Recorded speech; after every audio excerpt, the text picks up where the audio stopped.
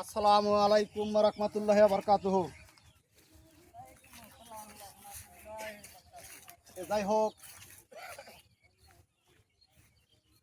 বাজারে গেছিলাম, বাজার থেকে হাঁটতে হাঁটতে বাসার দিকে রওনা দিছি।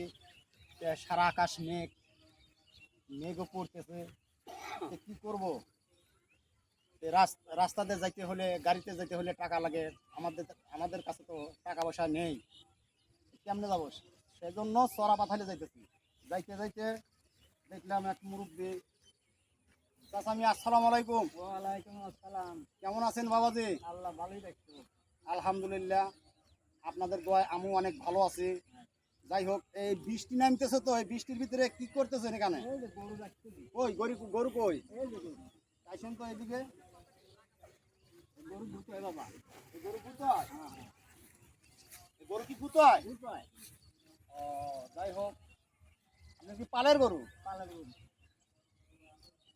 খুব সুন্দর সুন্দর একটা গরু, সুন্দর একটা বাছুর হয়েছে। খুবই দেখতে খুবই ভালো লাগতেছে, আপনাদেরও ভালো লাগবে নাকি? যাই হোক, এ গরুকে দিয়ে এসে কতদিন হলো? এই মাছ তিনেক। মাস তিনেক। এ দুধ কতটুকু হয়? 4 করে হয়। 3 কেজি করে। এই 3 কেজি দুধ কয় টাকা বিক্রয় করেন? 70 টাকা কেজি বেশি। 70 টাকা কেজি। 70 টাকা কেজি বিক্রয় করে আপনার কি পোলাপান কয়জন?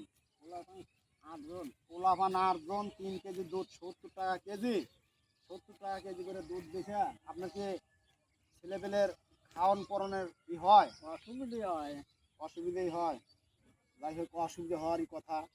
যাই হোক, কি বলবো, আমরাও তো গরিব মানুষ,